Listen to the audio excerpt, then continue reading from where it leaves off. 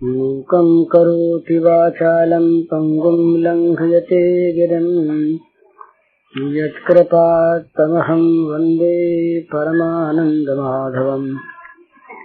श्रीमन्मदनगोपालं वृन्दारण्यपुरन्दरं श्रीगोविन्दं प्रपद्येऽहं दीनानुग्रहकालकम्।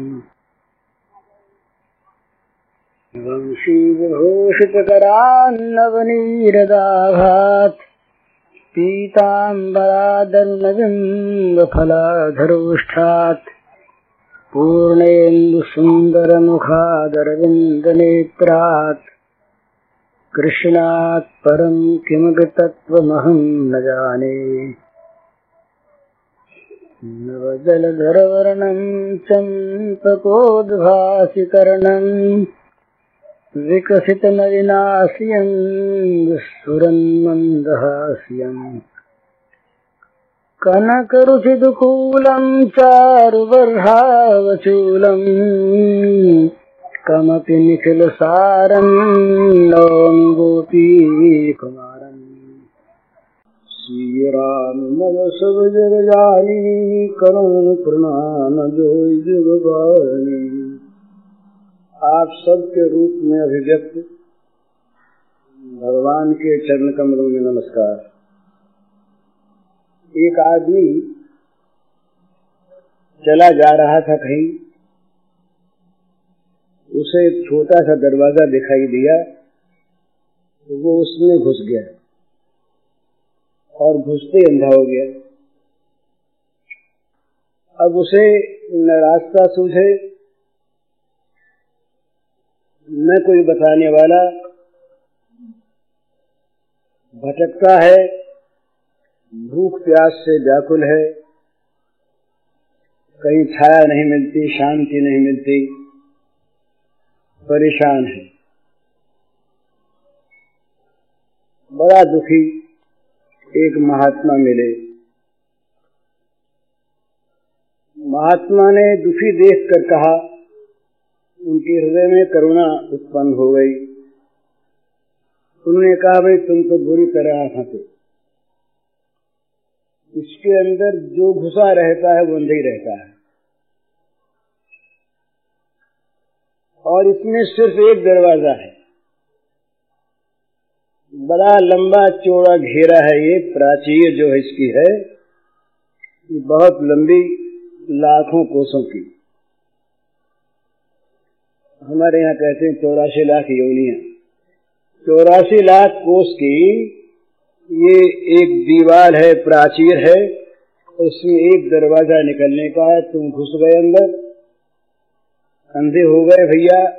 तो उसने कहा, मैं महाराज बड़ा परेशान, बड़ा दुखी, किसी प्रकार से मैं घर पहुंचूं, मेरी आंख आ जाए, आप उपाय बताओ। तो महात्मा ने करुणाग्र होकर के कहा, भाई उपाय और तो कुछ है नहीं, दरवाजे तक पहुंच जाने के हम तुमको उपाय बता दें। दरवाजा आके निकल जाना,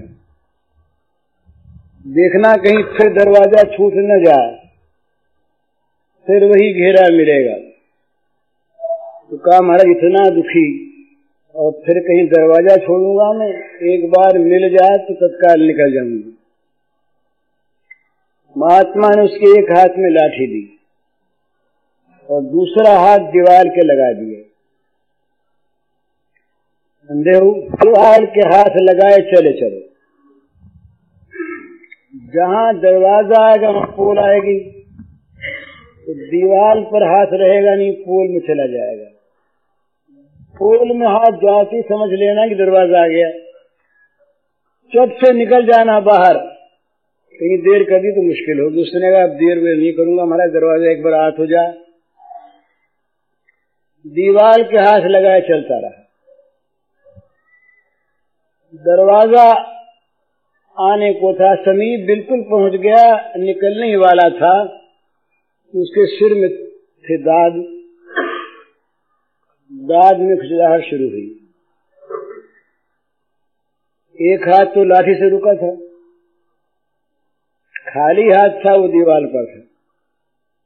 उस खाली हाथ से उसने खुजलाना शुरू किया, थमा नहीं। जितनी देर खुजलाते हुए ठह गया होता तो बाद उसने थमा नहीं, चलता रहा, दरवाजा निकल गया, फिर वही बात, फिर वही घेरा, फिर वही दिक्कत। ये दृष्टांत है एक महात्मा का दिया हुआ। वो कहते हैं कि 84 लाख योनियों में एक मनुष्य का जीवन इस प्रकार का है जो साधन धाम मोक्ष कर द्वारा, साधन का धाम है और मोक्ष का दरवाजा है। इस दरवाजे में आकर अगर खाज खुजलाने में लग गए, दाद की खाज दाद वालों को अनुभव होगा कि जब खुजलाते हैं बड़ी मीठी मालूम होती है, बड़ा सुख मिलता है, तो जब उसमें से वो मवाद निकलती है तब बड़ी जलन होती है।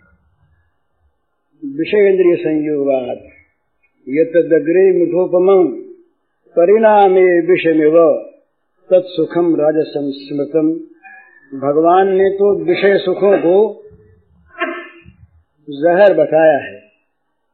वो कहते हैं कि इंद्रियों के साथ विषयों का संयोग होने पर जो सुख मिलता है वो सुख उस समय मालूम होता है अमृत के समान। ये तो अग्रे अमृतोपमम्, अग्रे अमृतोपमम्, अमृत के समान प्रतीत होता है, भूल जाता है आदमी उस सुख में। परंतु जब उसका परिणाम सामने आता है, परिणामे विषमेव, परिणाम में वो जहर का सा काम करता है। जहर एक बार मारता है, बड़े से बड़ा जहर अगर मनुष्य खा ले तो एक बार मरेगा, पर ये मीठा विष विषय का इतना भयानक है, खाने में मीठा लगता है पर न मालूम कितने जन्मों तक मारता रहता है। तो प्रमादवश मनुष्य जब विषयों में लगा रहता है तब संत लोग, भगवान दयालु होकर चेतावनी देते हैं कि भाई जरा चेतो। यही तनु कर फल विषय न भाई, स्वर्ग स्वल्पयंत ही दुखदाई। यही तनु कर फल विषय न भाई, स्वर्ग स्वल्पयंत ही दुखदाई। नरपनु ही पलट सुधाते सठ विषले ही। नरतनु पाई विषय मन जेही, पलट सुधाते सठ विषले ही। ताई कबहु भल कहि न कोई, गुंजा गई परस बनी खोई। जो न तरे भवसागर ही, नर समाज यश पाए। सो कृत निंदक मंदमते, आत्महन गति जाए।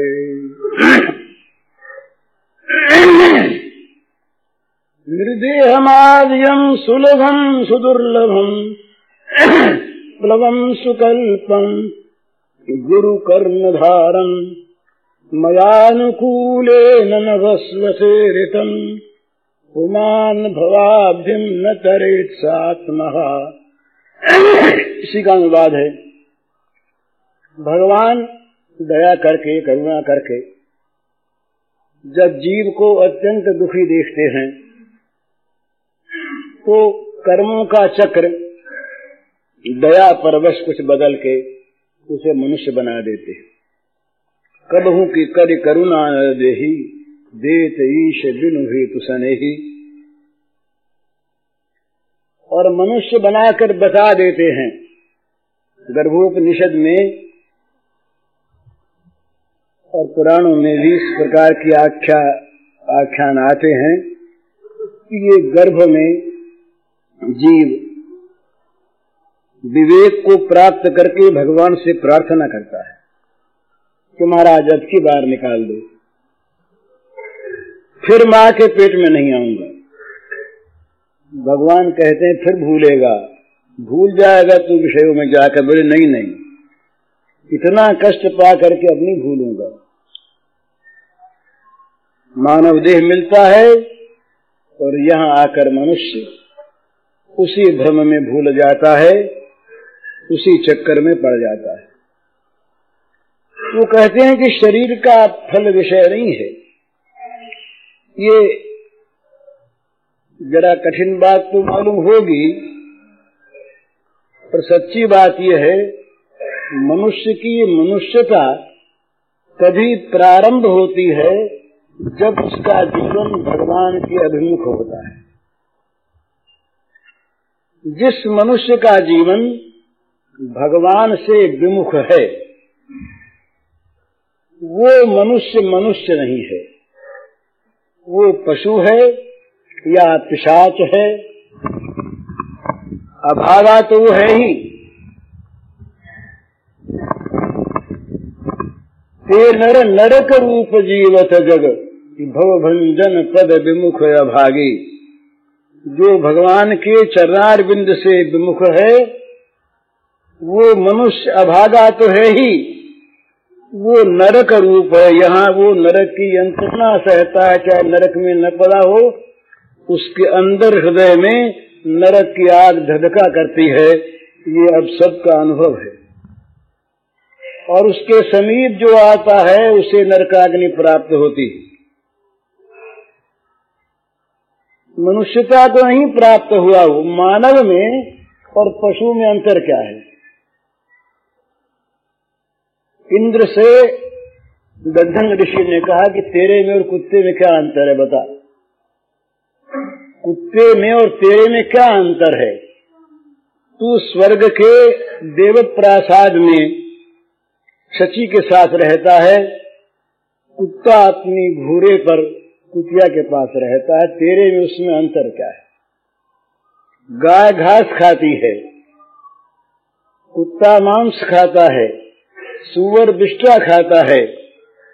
हम लोग अन्न खाते हैं पर भूख की तृप्ति और जीभ का स्वाद सुख सबको एक सा आता है।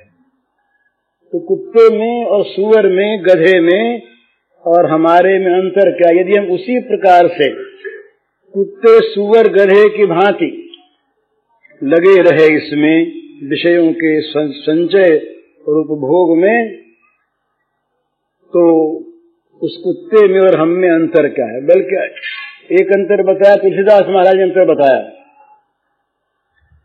वो अंतर कुछ विशेष बताया। ये विवेक को, बुद्धि को पशुता में लगाने वाला पशु जो है ना, मनुष्य पशु, ये मानव पशु, ये उस पशु से कहीं अधिक हानिकारक होता है, अधिक निम्न श्रेणी का होता है। वो पशु, वो तिर्यक योनि का जीव, वो हिंसक जीव इतना पाप नहीं कर सकता जितना पाप बुद्धि का प्रयोग करके विषय कामुक मनुष्य करता है। इतने कारखाने किसी पशु ने नहीं बनाए, अणुबम हाइड्रोजन बम किसी पशु ने नहीं बनाया, कसाई खाने पशु ने नहीं खोले।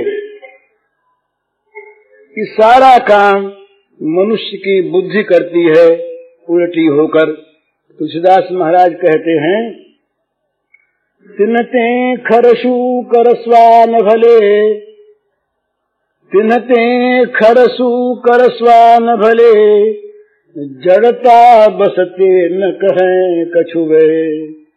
जिनके मन राम सो नेह नहीं, सो सही पशु पूछ दिखान न द्वय।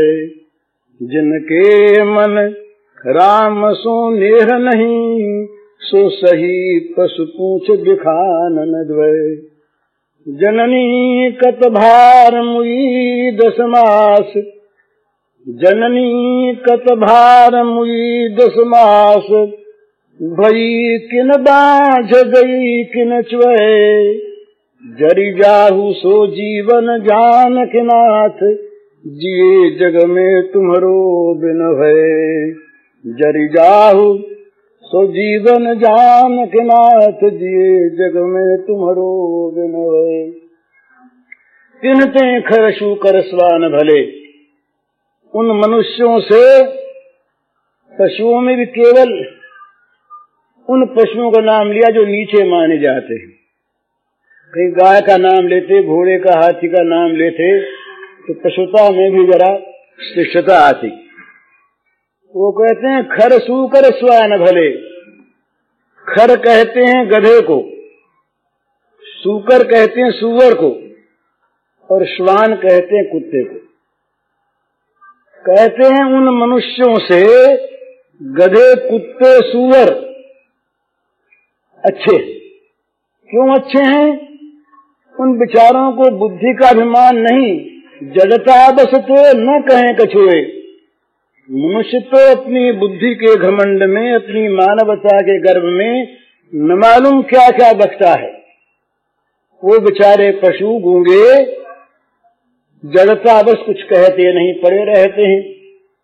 परंतु ये मानव, बहुत बोलने वाला मानव, यदि भगवान के प्रेम से रहित है, जिनके मन राम सोने नहीं, जिनके मन में राम से प्रेम नहीं, वे मनुष्य इन गधे, कुत्ते, सूअर से बदतर हैं तो पशु ही पूरे, पर इनमें, इनके रूप में भी दो बात की कसर है। सो सही पशु पूंछ बिखानन द्वय, विषाण कहते हैं सींग को। दो सींग नहीं है और एक पूंछ नहीं है तो पशु ही। तो जननी कतभार मुविद समास, ऐसे पशु को गर्भ में रखकर 10 महीने तक माता ने भार क्यों सहा? तुलसीदास जी महाराज अफसोस करते हुए कहते, अच्छा था ये न पैदा होता पृथ्वी का भार। 10 महीने तक माता ने उदर में रख करके ये बोझ क्यों सा? भई कि न बांझ, वो मैया बंध्या बांझ क्यों न रह गई? गई कि न च्वय, उस माता का गर्भपात क्यों न हो गया जो ऐसे पुत्र को जनती? फिर कहते महाराज, जन्म हो ही गया तो उस जीवन में आग लगा दो जो जीवन तुम्हारा न बन जाए। जरि जाहु सो जीवन जान के नाथ, जिए जग में तुम्हारो बिन भय। तुम्हारा न होकर जो जगत में जीना है, उस जीवन में आग लग जाए। तो मानव जीवन की, मानवता की सिद्धि इसी बात में है कि मनुष्य भगवान की ओर लगा कि नहीं। अगर नहीं लगा, भगवान के अभिमुख यदि मनुष्य के जीवन की गति नहीं हुई, तो ये मान लेना चाहिए, और है यही बात, कि वो मानव रूप में एक विकट पशु है। पशु उतना संसार का बुरा नहीं करता जितना ये मानव पशु करता है।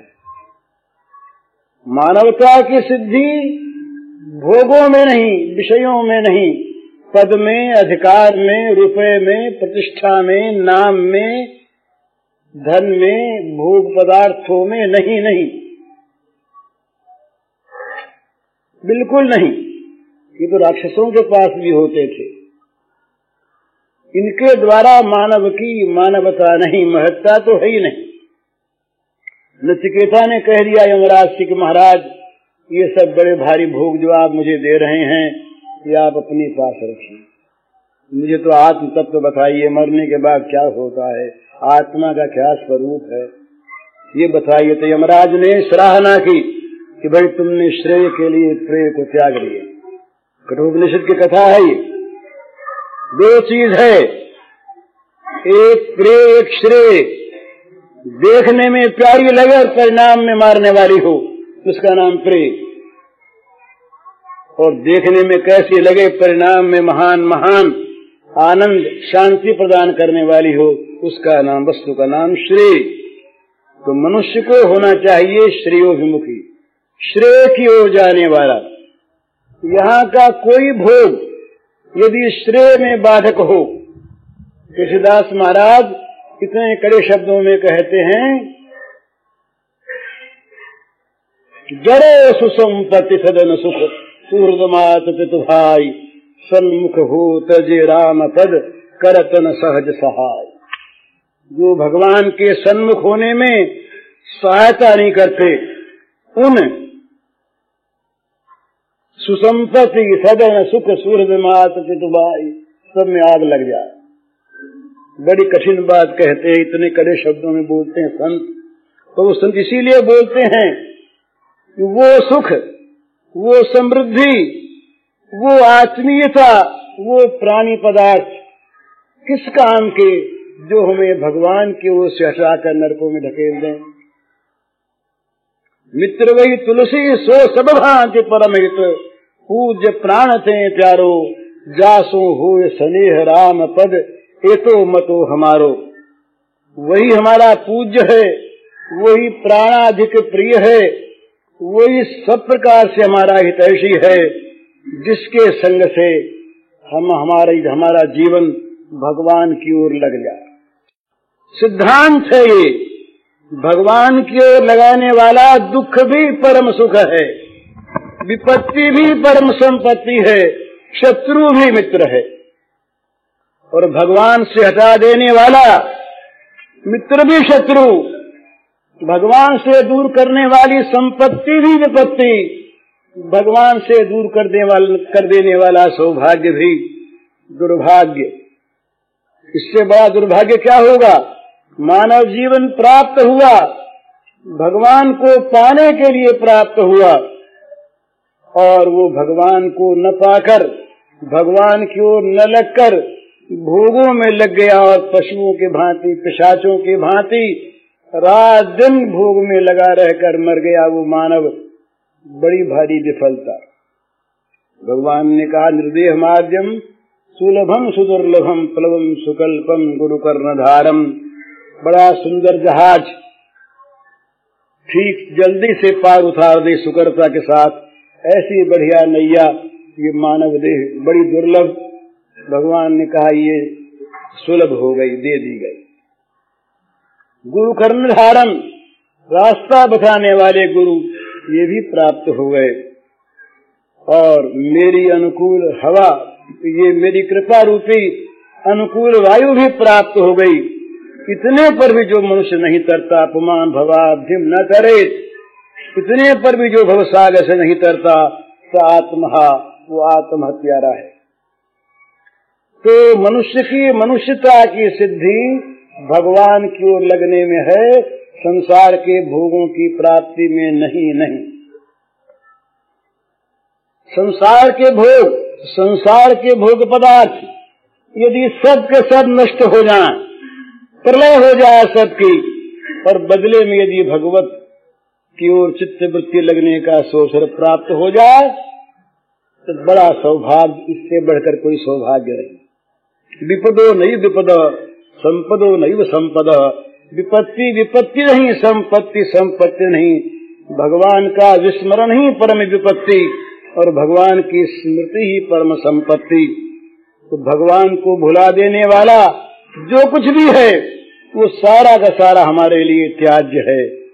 और भगवान को याद करा देने वाला जो कुछ भी है, वो देखने में चाहे कितना ही अप्रिय हो, वो हमारे लिए परम सौभाग्य का विषय है। कुंती ने, भगवान जब जाने लगे द्वारिका, तो भगवान ने कहा, अच्छा भुआ जी, कुछ कोई चीज आपको चाहिए? भतीजे रहे बड़े स्नेह से। तो भुआ जी ने क्या मांगा? जरा सोचिए, भगवान से क्या मांगा? साक्षात भगवान से क्या मांगा?